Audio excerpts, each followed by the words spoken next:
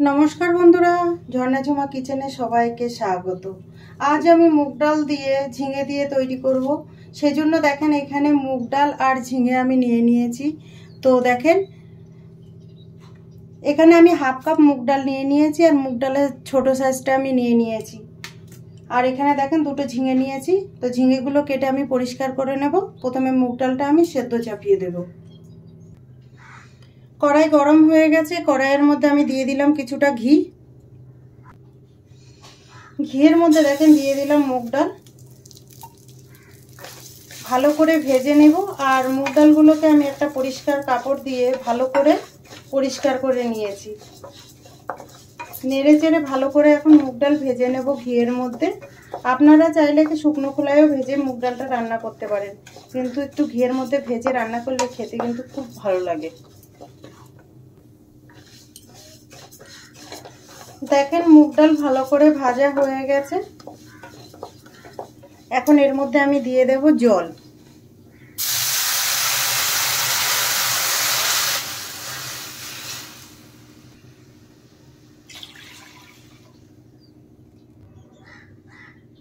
তিন গ্লাস জল দিয়ে দিলাম। টেস্ট হিসাবে নুন দিয়ে দিলাম। দিয়ে দিলাম দুটো কাঁচা লঙ্কা চিড়ে দিয়েছি। এখন ডাল সেদ্ধ হতে থাক, ততক্ষণে আমি ঝিঙেটা কেটে নেব। ডাল দেখেন ফুটে গেছে, আমি উপর থেকে ডালের ফেনাটা ফেলে দিচ্ছি।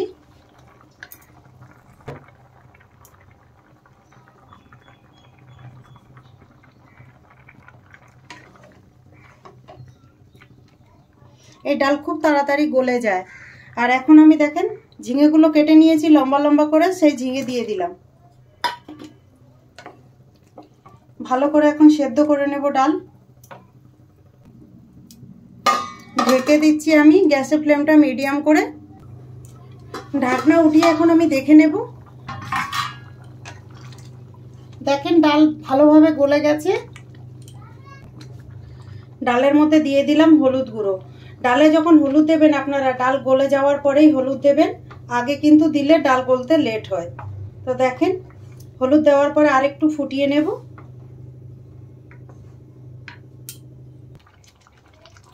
সামান্য একটু গরম জল দিচ্ছি।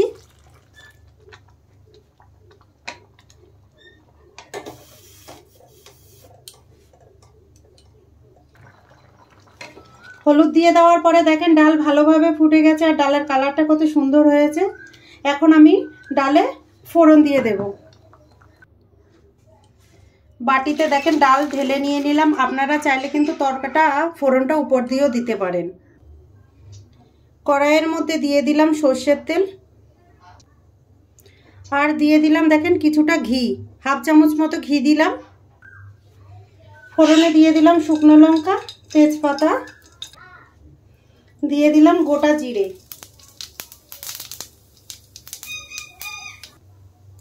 থেতো করা আদা।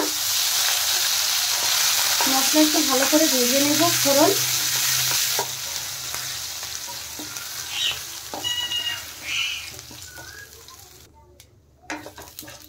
ফোড়ন দেখেন ভালো করে ভাজা হয়ে গেছে আর খুব সুন্দর একটা গন্ধ আসছে ফোড়ন থেকে। এখন আমি ডাল ঢেলে দেব।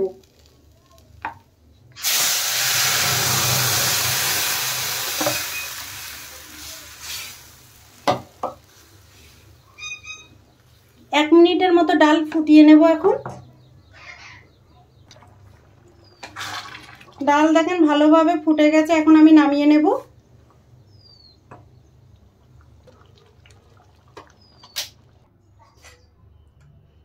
এখন আমি দেখেন ডাল বাটিতে নিয়ে নিলাম। ডালের এই রেসিপিটা যদি আপনাদের ভালো লাগে তাহলে আমার চ্যানেলটাকে সাবস্ক্রাইব করবেন, লাইক করবেন, কমেন্ট করবেন আর অবশ্যই শেয়ার করবেন। তো আমি যেইভাবে ডালটা বানিয়েছি প্লিজ আপনারা ঝিঙে দিয়ে ডালটা এইভাবে বানিয়ে খেয়ে আমাকে কমেন্ট করে জানাবেন। ভিডিওটা দেখার জন্য আপনাদের ধন্যবাদ।